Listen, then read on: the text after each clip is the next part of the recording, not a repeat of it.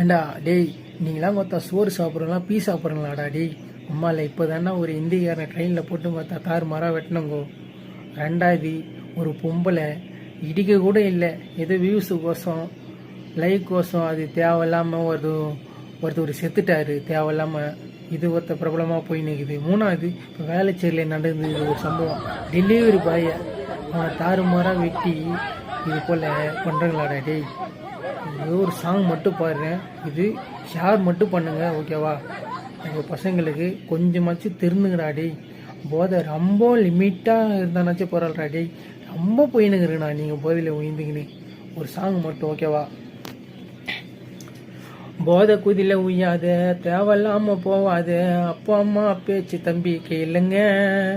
தேவையில்லாம ஜெயிலுக்கு புயலுக்கு போய்கின்னு ரவுடின்னு சீனை தானே போடாத.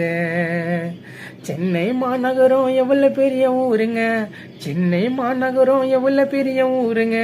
இதெல்லாம் தேவை நம்மளுக்கு சொல்லுங்க, இது எல்லாம் தேவையா நம்மளுக்கு சொல்லுங்க.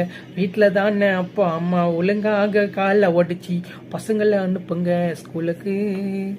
திருந்தாத எப்படியா புள்ளிய ஒழுங்கா நீங்க அடிச்சுதான் அனுப்புங்க அந்த ஜெயிலுக்கு.